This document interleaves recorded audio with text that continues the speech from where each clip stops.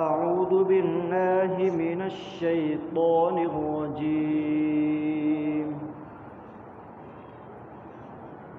بسم الله الرحمن الرحيم.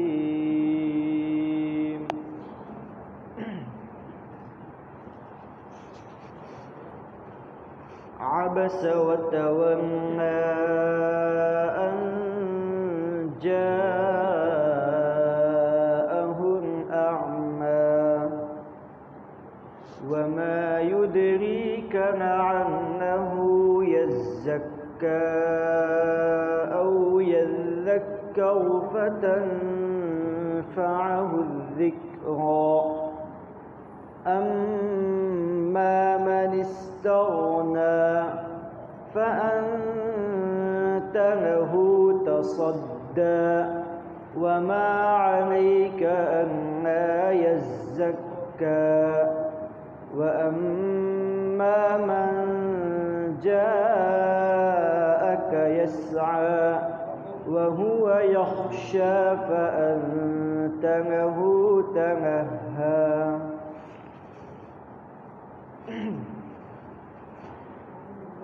پیغمبر علیہ الصلوۃ والسلام نے چہرہ بگاڑ لیا اور منہ پھیر لیا اس بات سے کہ آپ کے پاس ایک نابینا صحابی آئے اور آپ کو کیا معلوم کہ وہ صحابی کہیں اپنا تزکیہ کرنے آئے ہو او یذکر فتنفعہ الذکریٰ یا وہ کوئی نصیحت حاصل کرنے آئے ہو اور انہیں وہ نصیحت فائدہ پہنچائے. بہرحال وہ شخص جس کو کوئی فکر نہیں فأنت لہ تصدی آپ اس کو سمجھانے کے پیچھے پڑے ہوئے ہو اور وہ اگر اپنا تزکیہ نہ کرے تو آپ پر کوئی حرج نہیں. اور وہ شخص جو آپ کے پاس بڑی مشقتوں سے آیا ہے جبکہ وہ اللہ رب العزت سے ڈرتا بھی ہے آپ اس سے غفلت برت رہے ہو. یہ جو سورت آپ کے سامنے تلاوت کی گئی اس سورت کا نام سورہ عبس ہے اور یہ سورت مکی سورتوں میں سے ہے. اس سورت میں کل 42 آیتیں ہیں. اس سورت کے کچھ خاص مضامین ہیں جو اللہ رب العزت ہمیں اس میں بتانا چاہتے ہیں. سب سے پہلے تو اللہ رب العزت اس سورت میں ہمیں یہ بتانا چاہتے ہیں کہ جب کبھی دین کی تبلیغ کرنا ہو کسی کو شریعت سکھانا ہو دین و اسلام سکھانا ہو تو اس میں اپنے والوں کو مقدم کرنا ہے. کیا مطلب کہ اگر کوئی دو قسم کے آدمی سامنے بیٹھے ہو ایک جو کہ غیر مسلم ہو اور ایک یہ کہ مسلم ہو اب آپ کو اگر اس میں سمجھانا ہے کسی کو اسلام تو آپ کس کو سمجھائیں؟ تقاضا تو یہ ہے کہ جو غیر مسلم ہے اس کو سمجھایا جائے لیکن آیت کریمہ میں اللہ رب العزت یہ بتانا چاہتے ہیں کہ جو مسلمان ہے اس کو پہلے سمجھایا جائے. اسی طرح سے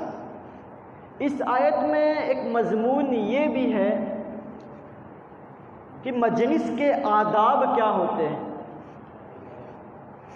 اگر کوئی کسی سے بات کر رہا ہے اور اتنے میں کوئی اور شخص آ جائے تو یہ بات کرنے والا کس کی طرف مخاطب ہو کس کی طرف نہ ہو، اور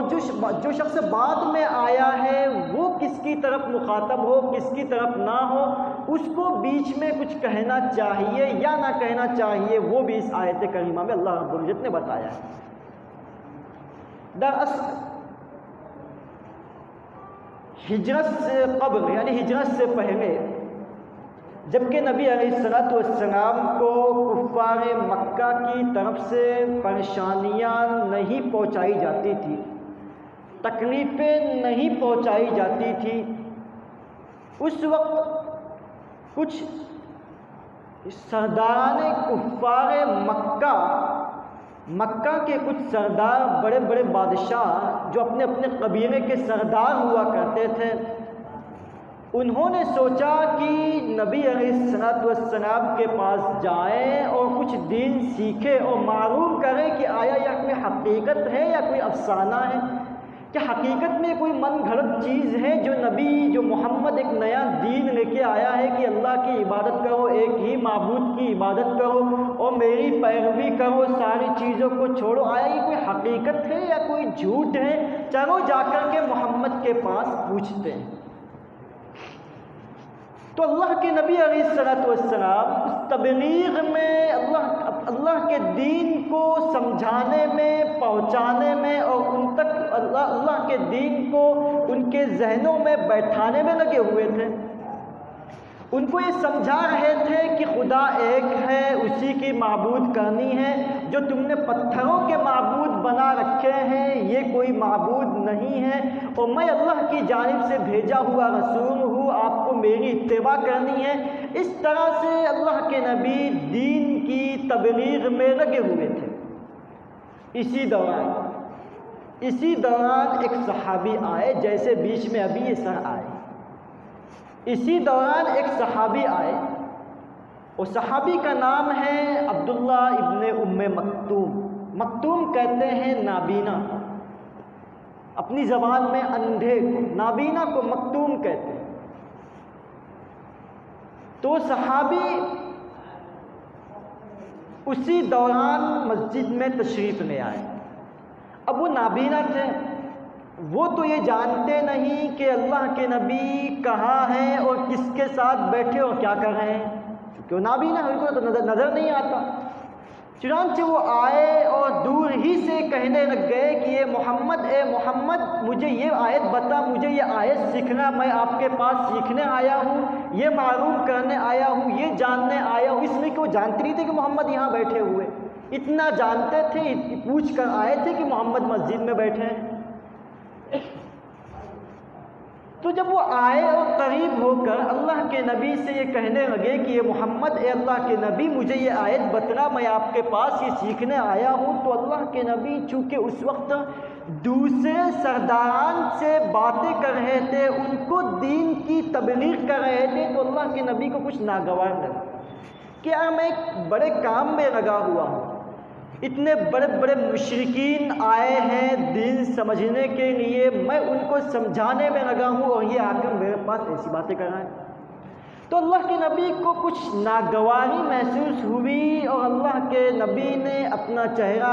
اس کی جانب سے ہٹا کر کے ان کی جانب، یعنی جو پہلے آئے ہوئے تھے کفار، ان کی جانب ہی لگائے رکھا۔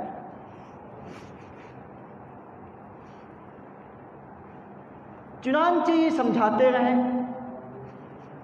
اور پھر جب مجلس ختم ہوئی یہ صحابی اٹھ کر چلے گئے۔ مجلس ختم ہوئی، اللہ کے نبی علیہ الصلوۃ والسلام واپس جانے لگے۔ اسی دوران حضرت جبرائیل علیہ الصلوۃ والسلام یہ سورت اور یہ آیتیں لے کر اترے، اور فوراً اللہ کے نبی کی رب العالمین کی جانب سے پکڑ کرنی، تنبیہ کرنی کہ اے نبی، اے محمد، تو جن لوگوں کو بیٹھا سمجھا رہا ہے، کیا معلوم کہ وہ حقیقت میں ایمان لے آئے یا نہ لے آئے، اس لیے کہ وہ تو مشرکین ہیں، کفار ہیں، اللہ کو مانتے ہی نہیں، اللہ کے نبی کو مانتے ہی نہیں، وہ تو متکبر ہے، وہ تو ہٹ دھرم ہے، وہ تو کسی کی بات سننے والے نہیں، اور اب ان کو سمجھانے میں لگے ہوئے ہو، جبکہ ان کا سمجھنا اور ان کا ایمان لے آنا ایک بعد کی بات ہے۔ پتہ نہیں سب کچھ سننے کے بعد بھی وہ ایمان لے آئے یا نہ لے آئے، ہو سکتا ہے کسی غلط نیت سے آ کر بیٹھے ہوئے ہو، اور وہ کیا نیت ہے کیا ہے وہ تو میں جانتا ہوں۔ اللہ خود کہتا ہے کہ وہ تو میں جانتا ہوں کہ وہ ماننے والے ہیں یا نہیں ماننے والے ہیں، اس لیے کہ اللہ رب العزت تو ساری چیزوں کا جاننے والا ہے، عالم الغیب کا یعنی کیا پیش آنے والا ہے بعد میں اس کا بھی اللہ رب العزت جاننے والا ہے۔ وما تسقط من ورقۃ الا يعلمها، کہ درختوں کے جتنے پتے ہیں ان پتوں میں سے کیا پتا گر رہا ہے، کون سا پتا سوکھا ہے، کون سا پتا تر ہوا، یہ ساری چیزیں اللہ رب العزت کے علم میں بیک وقت ہے، یعنی ایک ہی وقت وہ ساری چیزیں جانتا ہے۔ وما تسقط من ورقۃ الا يعلمها ولا حبۃ فی ظلمات الارض، کہ زمین کے اندر بالکل اندر اگر گھس جائے، اس کے اندر ایک اتنا سا تنکا اتنا سا پتھر بھی ہے تو اس کو بھی اللہ رب العزت جانتا ہے۔ ایسے ہی میں اس بندے کے حال کو بھی جانتا ہوں کہ یہ تیرے پاس آئے تو ہیں، یہ سرداران یہ کفار مکہ تیرے پاس آئے تو ہیں، لیکن یہ سمجھیں گے یا نہیں سمجھیں گے، کس نیت سے آئے ہیں کس نیت سے نہیں آئے ہیں وہ تو میں جانتا ہوں، اور تم ان کو سمجھانے میں لگے ہوئے، معلوم ہے جانتے ہیں کہ آپ حقیقت میں صحیح کام کر رہے ہیں، اس لیے کہ نبی علیہ السلام تو دین کی تبلیغ کر رہے تھے نا، ان کے سامنے تو کفار آئے ہوئے تھے۔ اللہ کے نبی یہ سمجھے کہ ہو سکتا ہے کہ یہ لوگ سمجھ جائے، ہو سکتا ہے کہ یہ میری باتوں کو سن کر ایمان لے آئے، اور اگر کسی قوم کا بادشاہ ایمان لے آئے تو اس کے سارے ماتحت لوگ بھی تو ایمان لے آئیں گے، تو ایک بڑا مسئلہ حل ہو جانے والا تھا۔ تو اللہ کے نبی علیہ السلام نے ان کو جب دین سکھانا شروع کیا تو کوئی غلط نیت سے تو کیا نہیں تھا، اس لیے کہ بندے ظاہر کے مکلف ہے، وہ تو ظاہر کو دیکھتے ہیں۔ میں نے دیکھا کہ یہ بندہ آیا یہ کچھ دین سمجھنا چاہتا ہے تو میں اس کو سمجھا دوں، اس لیے کہ دین مقدم ہے، تو اس کو اللہ رب العزت نے تنبیہ کر دی کہ ایک ایسے لوگ آئے ہیں جن کا سمجھنا نہ سمجھنا ابھی ایک بعد کی بات ہے، پتہ نہیں وہ ایمان لے آئے نہ لے آئے، اور آپ کچھ کو سمجھانے کے چکر میں لگے ہوئے ہو، فَأَنْتَ لَهُ تَصَدَّقْ وَمَا عَلَيْكَ أَلَّا يَزَّكَّىٰ، اور اے نبی اگر وہ ایمان نہ بھی لے آئے تو آپ پر تو کوئی پوچھ ہونے والی نہیں ہے، آپ پر تو اس کی کوئی مواخذہ ہونے والا نہیں ہے، وہ اگر اسی حالت میں مر بھی جائے تو اللہ ان کا مواخذہ کرنے والا ہے، آپ سے تو ہم یہ پوچھنے والے تو ہے نہیں کہ وہ لوگ ایمان کیوں نہیں لے آئے۔ اور ایک طرف یہ شخص ہے، ایک طرف یہ نابینا شخص ہے کہ جس کو دین کو سیکھنے کی ایک تڑپ پیدا ہوئی، دین سمجھنے کی ایک شوق ایک لگن پیدا ہوا، وہ ساری مشقتوں کو برداشت کرتے ہوئے آپ کے پاس آئے اور آپ کے پاس دین سیکھنے کے لیے آئے، جبکہ یہ تو پرائے تھے اور یہ جو بعد میں آئے وہ تو اپنے تھے اور ایمان والے بھی تھے، دوست تھے نہ کہ ان کی طرح دشمن تھے، اور وہ اللہ کے رسول کو مانتے تھے نہ کہ ان کفار کی طرح کی جو ان کا ناشکری کیا کرتے تھے اور ان کا انکار کیا کرتے تھے۔ ان سب کے باوجود بھی اے نبی اے محمد آپ ان کو سمجھانے کے چکر میں لگے ہوئے ہو، آپ ان کو سمجھانے کے چکر میں کیوں نہیں لگتے؟ بس اسی کو اللہ رب العزت نے اس آیت میں فرمایا وَأَمَّا مَنْ جَاءَكَ يَسْعَىٰ، اور وہ شخص جو آپ کے پاس دوڑتا ہوا آیا، ہم میں سے جو کوئی حج عمرہ کر کے آیا ہو وہ جانتا ہوگا کہ طواف کے بعد سعی کی جاتی ہے، سعی، اور سعی میں کیا کرنا ہوتا ہے؟ دوڑنا ہوتا ہے، اسی سعی تو یسعیٰ آیا ہے کہ وہ نابینا شخص پوچھتے آیا ہے کہ بھائی مجھے محمد تک پہنچا دو، مجھے محمد کا پتہ بتا دو، اور یہ پوچھتے وہ نابینا شخص اپنے دل میں دین کو سیکھنے کا جذبہ اور شوق لے کر آئے ہیں آپ کے پاس، اور اتنی مشقتیں برداشت کرتے ہوئے آپ تک پہنچے ہیں، اور وہ آپ کے پاس حقیقی معنی میں دین سیکھنے آئے ہیں، اور آپ ان سے غفلت برتتے ہوئے ان کی طرف توجہ کر رہے ہیں۔ اے نبی یہ غلط بات ہے، آپ کو ان کی طرف توجہ کرنا ضروری ہے۔ ان 10 آیتوں میں اللہ رب العزت نے اسی واقعے کو بیان کیا ہے، اور کچھ اسباق ہم کو دیے ہیں اللہ رب العزت نے۔ وہ کیا ہے؟ میں نے شروع ہی میں خلاصتاً بیان کر دیا کہ آیت کریمہ میں اللہ رب العزت نے کیا کیا بیان کیا ہے۔ اور عبس کے معنی ہوتے ہیں منہ بگاڑ لینا، تھوڑا سا منہ تغیر، متبدل اور تبدیل کر دینا، اس کے معنی آتے۔ جیسے ہم اگر کسی مجلس میں بیٹھے ہوں اور کسی خاص میٹنگ میں ہم مشروف ہو، اور کسی خاص میٹنگ میں اور ملاقات میں کچھ بڑے بڑے لوگ آئے ہوئے ہوں، اور میں ان سے اگر بات کر رہا ہوں، اتنے میں کوئی ایک چھوٹا سا کوئی ایک ساتھی یا کوئی ایک شخص آ جائے اور وہ کوئی ایک عام بات کرنے لگے، تو میں کیا کروں گا؟ ظاہر سی بات ہے، ہم انسان ہیں، میں تو یہی کہوں گا کہ یار میں ایک اہم کام میں لگا ہوں اور تو آ کر کے یہ باتیں کر رہا ہے، یہی کہوں گا، اور میرا چہرہ بھی بدل جائے گا، میرا رویہ بھی تبدیل ہو جائے گا۔ بس انسانی فطرت ہونے کی وجہ سے اللہ کے نبی صلی اللہ علیہ وسلم نے بھی ایسا ہی کیا۔ اتنے ہی پر اللہ رب العزت نے اپنے خاص بندے کی پکڑ کر، اس لیے کہ جس درخت کا پھل میٹھا ہوتا ہے پتھر بھی اسی کو لگتے ہیں، جو جتنا قریب ہوا کرتا ہے اتنی ہی اس کی پکڑ بھی زیادہ ہوا کرتی ہے۔ جبکہ اللہ کے نبی علیہ الصلوۃ والسلام تو سارے نبیوں میں سب سے افضل ہے، اسی کو تو اللہ رب العزت نے فرما دیا کہ ایک بندے محمد، ایک بندہ تیرے پاس کچھ سیکھنے آیا ہے، اور آپ کا یہ روح حسین، آپ کا یہ چہرہ اور یہ خوبصورت اور یہ جمیل اور یہ وما ارسلناک الا رحمۃ للعالمین جیسا چہرہ کیوں تبدیل ہو گیا؟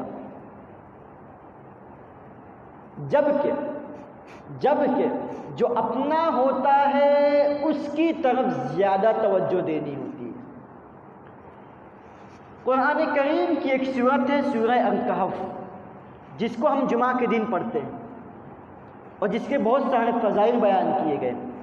اس سورت میں اللہ رب العزت نے بتایا ہے، اللہ کے نبی کو اللہ نے یہ سکھایا ہے کہ آپ اپنے صحابہ کے ساتھ کس طرح سے پیش آئیں۔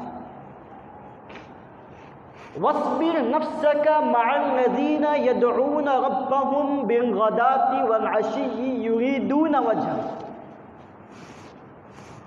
کہ اے نبی آپ اپنے آپ کو ان لوگوں کے ساتھ جوڑے رکھیے، آپ ان لوگوں کے ساتھ ملے رہیے، ان لوگوں کے ساتھ بیٹھیے جو یدعون ربهم بالغداة والعشی، کہ جو لوگ اپنے رب کو پکارتے ہیں صبح اور شام، یعنی دن بھر، صبح و شام جو اللہ رب العزت کو پکارتے ہیں، یعنی اللہ رب العزت کی عبادت کرتے ہیں، وہ کون ہے؟ وہ صحابہ کرام ہیں۔ اس وقت اللہ کے نبی کے سامنے جو وقت، وہ صحابہ کرام جن کو کہا جاتا ہے۔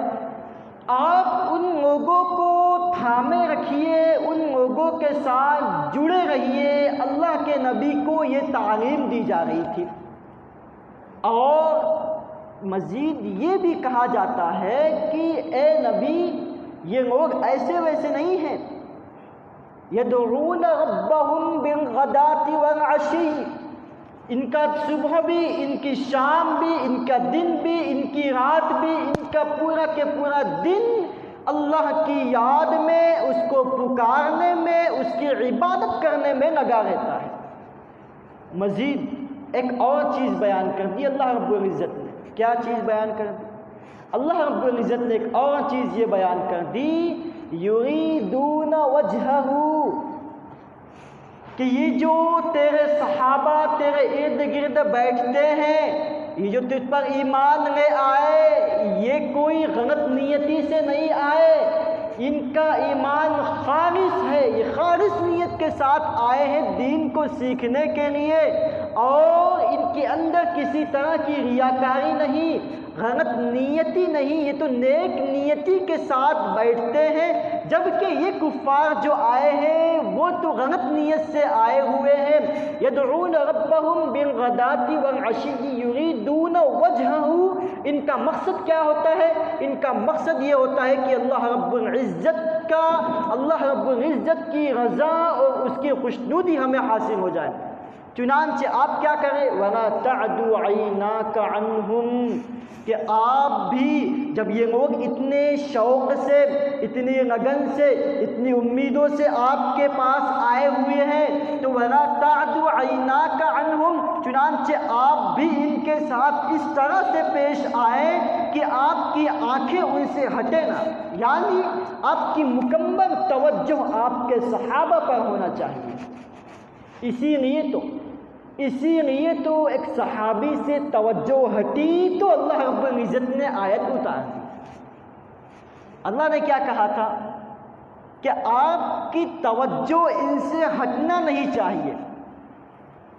آپ کا دھیان ان صحابہ سے ہٹنا نہیں چاہیے، اور تھوڑی دیر کے لیے ایک نابینا صحابی سے اللہ کے نبی نے دھیان اور توجہ ہٹا لی تو اللہ رب العزت نے فوراً تنبیہ کرنی کہ اے نبی وہ تو اپنے لوگ ہیں جو ایمان لے آئے، جو مسلمان ہو گئے، وہ تو اپنے لوگ ہیں اور ان کے اندر ریاکاری بھی نہیں، تکبر بھی نہیں، اور وہ تو اخلاص والے ہیں، اللہ کے رسول کی اطاعت کرنے والے ہیں۔ اور ایک طرف یہ جو مشرکین مکہ بیٹھے ہیں، سرداران مکہ بیٹھے ہیں، یہ تو غلط نیت کے ساتھ آئے ہیں، اور یہ تو اپنے بھی نہیں، اس لیے کہ یہ تو کفار ہے، اس لیے یہ اپنے بھی نہیں، اس لیے آپ ان کو چھوڑ کر کے ان کو دین کی تبلیغ میں لگے رہے۔ یہ اللہ رب العزت نے ان 10 آیتوں میں ارشاد فرمایا۔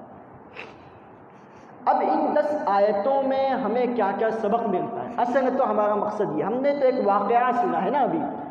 اور ہم کو تو سبق سیکھنا ہے کہ اللہ ہم کو ان آیتوں میں کیا سکھانا چاہتے ہیں۔ اللہ ہمیں ان آیتوں میں یہ سکھانا چاہتے ہیں کہ جب بھی ہمیں دین کی تبلیغ کرنی ہو، اس میں اگر 2 شخص آ جائے، ایک مسلمان ہو ایک غیر مسلم ہو، تو جو مسلمان ہے اس کو سمجھا کر کے اس کے دین کو مضبوط کرنا ہے، جو غیر مسلم ہو اس کو دوسرے نمبر پر رکھنا ہے، اس لیے کہ وہ ایمان لے آئے یا نہ لے آئے یہ تو